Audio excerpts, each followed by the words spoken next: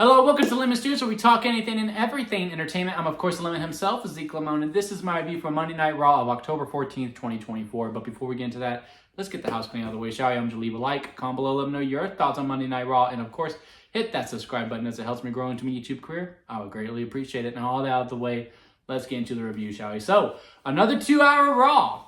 I will say this one is much better. I also was not aware that this one was pre-taped. I didn't find out till after I went online for a little bit, like, oh yeah, here's the whole rundown. Here's what happened. I was like, oh my God, this was pre-taped.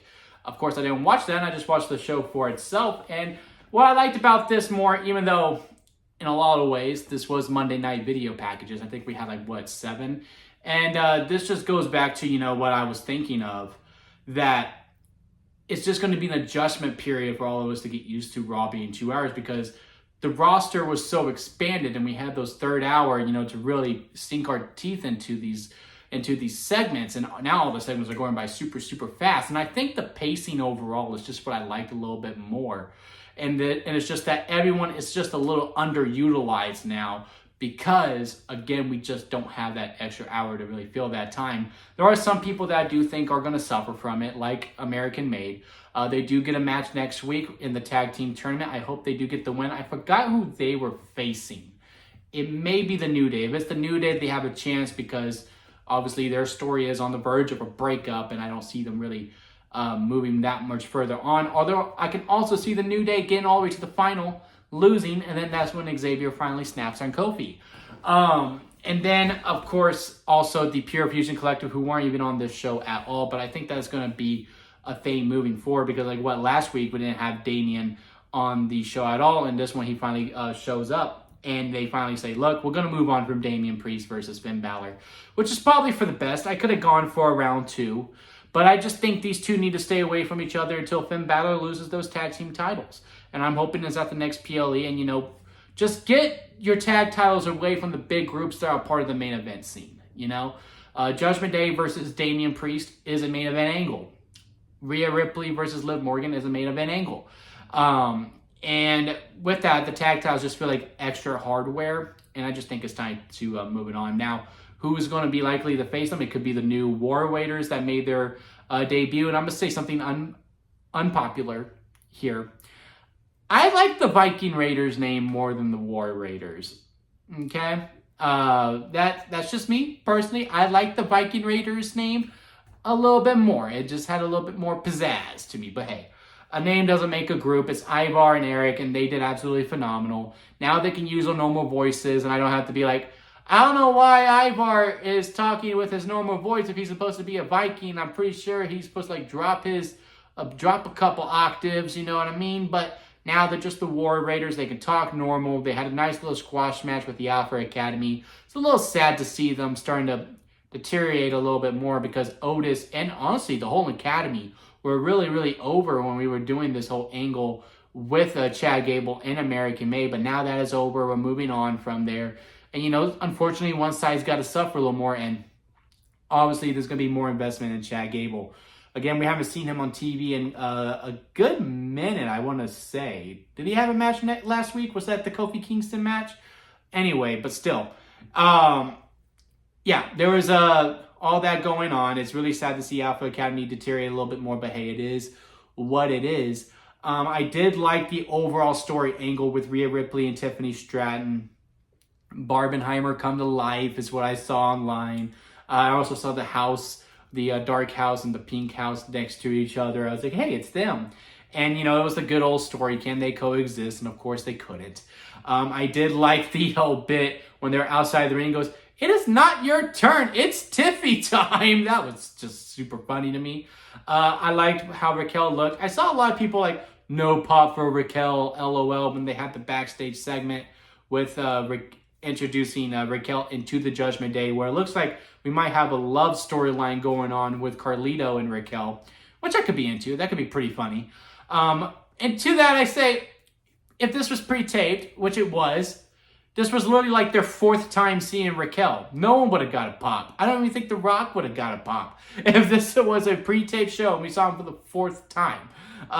So I don't really understand the criticism there. I think everyone's just trying to push an agenda that I just don't co-sign on. I'm a huge fan of Raquel, and I think this heel turn is going to be great for her. But yeah, we had the overall storyline with them, Rhea coming out. And I really am going back and forth this because I really do want Rhea and Liv to be separate for a little bit. I don't need this feud to necessarily be over. I just need a little pause on it for now until we can get to the point where we can just make this about the title and it's not just about revenge one way or the other. I just want it to be about, hey, look, you may have been smarter than me a couple times, but I am better than you. And then Liv being like, no, I am the better wrestler. And because I am also smarter and I can beat you in the ring, and it's just about being who's the better woman. And I think Liv can match with Rhea within ring ability because Liv has the speed. But unfortunately, that's just not the story that we're in. And I just think it's probably run its course. However, I did like the ending of this episode quite a bit. I love Nia coming out. It's the two top women storylines merging into one, and it's really feeding off of each other because the Nia and Tiffany angle has just gotten so much more interesting with Nia be like, hey, Tiffany, she's right there. She's down, where Nia has to remind Tiffany that Liv is down for the count because deep down, Nia Jax knows Tiffany is waiting to cash in on her and not just looking for the best possible opportunity, because every time Nia's been down, Tiffany has made a sprint down the line to cash in on Nia Jax. As for Nia, she's like, Tiffany, she's right here. She's right here. She's right here. And Tiffany's taking her sweet time, even though she is like speeding to get it, but she is taking her sweet time to cash it in. So within that, the angles and the storylines are very interesting and is becoming much more blurred about like who's the good guy and who's the bad guy within this story. Because yeah, Nia is like really bullying Tiffany. There's no doubt about that. And I think when it's all said and done, Tiffany Stratton will become the face within the storyline when they do inevitably clash once Tiffany does cash in successfully to win the belt. But within that, Nia also has something like, look, we became friends before she won Miss Money in the Bank and before I became the women's champion. As soon as I became women's champion she became Money in the Bank, the whole dynamic changed. So really interesting to see how that's moving on forward. But again, now I think my interest within the titles is now moving to the SmackDown side as to the Raw side, when, you know, God love them to the SmackDown women, because that Raw Women's title, the world title, has really been at the top ever since the titles were introduced. So really looking forward to that. Kudos to the SmackDown women and Tiffany and Nia Jax to really making that title the more interesting title to me moving forward. As for other things that were in the show, I think overall this Raw was fine. They knew like, hey, this is a pre-taped show. Let's not do anything crazy. Let's just get through this week. And also Crown Jewel is kind of a filler PLE is really starting to feel like, because I like the segment between Cody and Gunther. It's just missing that second gear for me. And, you know, I get it's all about respect. And, you know, it really puts Cody over, where Gunther's like, look, I can't really talk crap to you. I usually like to try to bring my opponent down, but I really can't do that with you, even though he does go back to, hey, everyone wants to be your friends, and someone who wants to be everyone's friend is no one's friend. That's a really good line. I really like that line. And I'm really looking forward to the match. It's just that, especially after it was revealed, as soon as Crown Jewel's over, we're never going to bring this up again. It's just like, what are we doing? Like, this is taking me back to the dark times of 2019, and I really don't want to do that whatsoever. I really never want to think about that time ever again, but here we are. But again, I think the match is going to be fine. Once we get the Crown Jewel, I am going to be amped for it to just watch it.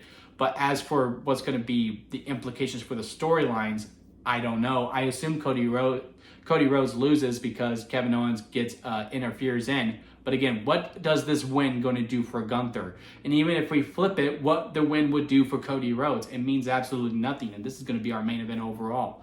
Now, the women's one, they are making it much more interesting with that. With the storylines, again, with all the shenanigans. I mean, that match is going to be shenanigans central. Unless they do what I think they're going to do, because they have been really heavily implying on Rhea and Nia Jax going at it and colliding. So I think they may do the Rhea versus Liv rematch before Crown Jewel, maybe the Monday before. And Rhea wins, and then we get Rhea versus Nia Jax at Crown Jewel instead. Because right now it's heel versus heel, and that can work. Don't get me wrong. But it seems like one either needs to play a little bit more baby, or it just doesn't work, or they just both go super downhill and just get more and more dirty, who can out-evil who, and it's not going either way, where one is playing more face, or they're not playing evil versus evil. Like, it's just not being super dirty with it. So maybe that would be the case where, like, okay, we can get some more interest within this women's match if we just put the baby face in the title match. And then we got The Miz versus R-Truth, a very short segment. It's very clear that they are going to go after The Miz in the final testament, which I'm excited for. I'm just ready for them to show up at this point. I'm kind of over, R-Truth getting the win. It was pretty funny. He's going out and carrying cars going, ha ha ha, get him, boys, get him, get him, get him. Kind of over it. I'm just waiting for the lights to go out, the Wyatts attack, and then we're off for the races there. I think that's just where I'm at after this episode of Raw. I'm just ready for us to just get going. And I just really feel like a lot of the storylines are going to be on pause until we get past Crown Jewel, which is like 2 weeks away, which is 4 total shows. And it just seemed like WWE has such great momentum coming out of Bad Blood, and now it's just completely halted. But not a bad episode, but not a great episode either. Let me know what y'all think about it down in the comment section. If you made it this far, please leave a like. I would greatly appreciate it. And of course, hit that subscribe button, as I am trying to grow into my YouTube career. And until next time, guys, I'll see you here at Limit Studios.